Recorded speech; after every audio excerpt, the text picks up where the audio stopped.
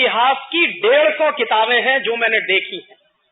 उन 150 में से एक भी किताब में ये जानकारी नहीं दी गई है कि अंग्रेजों की तरफ से कितने सिपाही लड़ने वाले थे और हिंदुस्तान की तरफ से कितने सिपाही लड़ने वाले थे। और मैं आपको सच बताऊं, मैं मेरे बचपन से इस सवाल से बहुत परेशान रहा और इस सवाल का जवाब अभी 3 साल पहले मुझे मिला। वो भी हिंदुस्तान में नहीं मिला, लंदन में मिला। लंदन में एक इंडिया हाउस लाइब्रेरी है, बहुत बड़ी लाइब्रेरी है। उस इंडिया हाउस लाइब्रेरी में हिंदुस्तान के गुलामी के 20,000 से ज्यादा दस्तावेज रखे हुए हैं, जो हमारे देश में नहीं है, वहां रखे।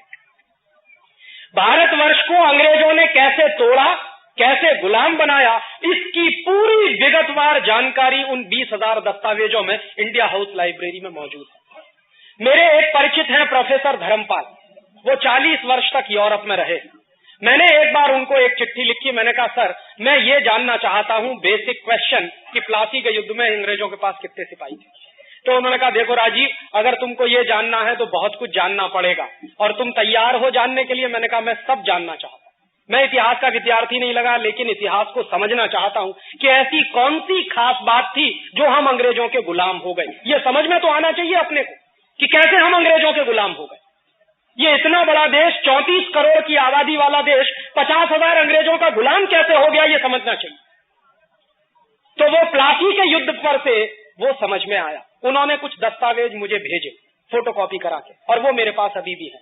उन दस्तावेजों को जब मैं पढ़ता था तो मुझे पता चला कि प्लासी के युद्ध में अंग्रेजों के पास मात्र 300 सिपाही थे, 300, और सिराजुद्दौला के पास 18,000 सिपाही थे। अब किसी भी सामने के विद्यार्थी से, बच्चे से या सामान्य बुद्धि के आदमी से आप ये पूछो कि एक बाजू में 300 सिपाही और दूसरे बाजू में 18,000 सिपाही, कौन जीतेगा? 18,000 सिपाही जिसके पास है वो जीतेगा। लेकिन जीता कौन? जिनके पास मात्र 300 सिपाही थे वो जीत गए, और जिसके पास 18,000 सिपाही थे वो हार गए। और हिंदुस्तान के, भारतवर्ष के एक एक सिपाही के बारे में अंग्रेजों के पार्लियामेंट में यह कहा जाता था कि भारतवर्ष का एक सिपाही अंग्रेजों के 5 सिपाहियों को मारने के लिए काफी है, इतना ताकतवर। तो इतने ताकतवर 18,000 सिपाही अंग्रेजों के कमजोर 300 सिपाहियों से कैसे हारे, ये बिल्कुल गंभीरता से समझने की जरूरत है। और उन दस्तावेजों को देखने के बाद मुझे पता चला कि हम कैसे हारे। अंग्रेजों की तरफ से जो लड़ने आया था उसका नाम था रॉबर्ट क्लाइव। वो अंग्रेजी सेना का सेनापति था।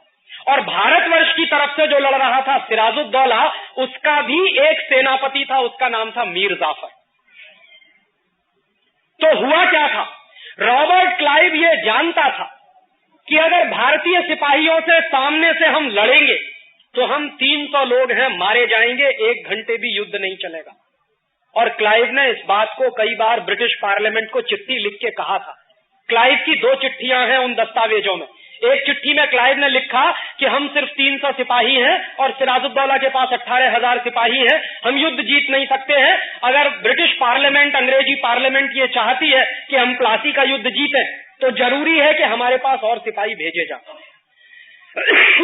उस चिट्ठी के जवाब में क्लाइव को ब्रिटिश पार्लियामेंट की एक चिट्ठी मिली थी, और वो बहुत मजेदार है, उसको समझना चाहिए। उस चिट्ठी में ब्रिटिश पार्लियामेंट के लोगों ने ये लिखा कि हमारे पास इससे ज्यादा सिपाही है नहीं।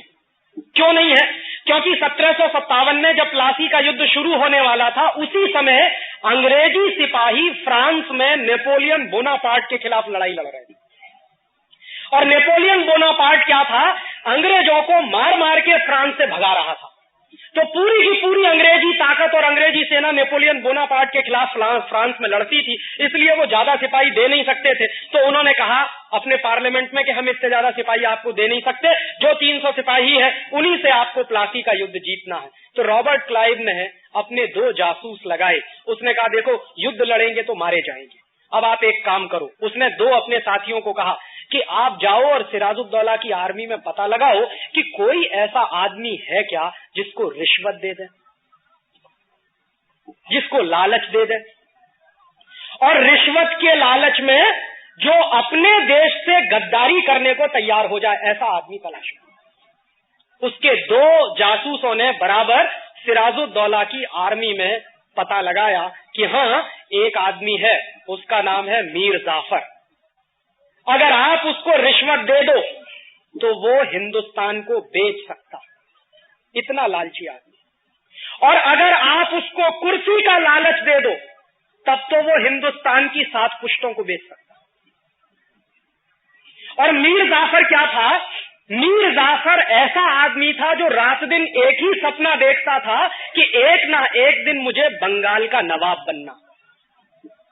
और उस जमाने में बंगाल का नवाब बनना ऐसा ही होता था जैसे आज के जमाने में बहुत नेता ये सपना देखते हैं कि मुझे हिंदुस्तान का प्रधानमंत्री बनना, चाहे देश बेचना पड़े।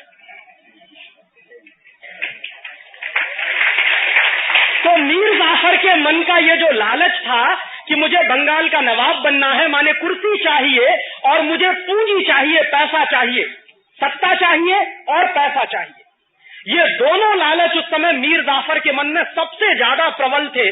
और उस लालच को रॉबर्ट क्लाइव ने बराबर भांप लिया। तो रॉबर्ट क्लाइव ने मीर जाफर को चिट्ठी लिखी है, वो चिट्ठी दस्तावेजों में मौजूद है और उसकी फोटोकॉपी मेरे पास है। उसने चिट्ठी में 2 ही बातें लिखी हैं कि देखो मीर जाफर, अगर तुम अंग्रेजों के साथ दोस्ती करो और ईस्ट इंडिया कंपनी के साथ समझौता करो तो हम तुमको युद्ध जीतने के बाद बंगाल का नवाब बनाएंगे। और दूसरी बात कि जब आप बंगाल के नवाब हो जाओगे तो सारी की सारी संपत्ति आपकी हो जाएगी। इस संपत्ति में से 5% हमको दे देना, बाकी तुम जितना लूटना चाहो लूटना। मीर जाफर चूंकि रात दिन यही सपना देखता था कि किसी तरह कुर्सी मिल जाए और किसी तरह पैसा मिल जाए, तुरंत उसने वापस रॉबर्ट क्लाइव को चिट्ठी लिखी और उसने कहा कि मुझे आपकी दोनों बातें मंजूर हैं, बताइए करना क्या है। तो आखिरी चिट्ठी लिखी है रॉबर्ट क्लाइव ने मीर जाफर को कि आपको सिर्फ इतना करना है कि युद्ध जिस दिन शुरू होगा उस दिन आप अपने 18,000 सिपाहियों को कहिए कि वो मेरे सामने सरेंडर कर दें बिना लड़े। मीर जाफर ने कहा कि आप अपनी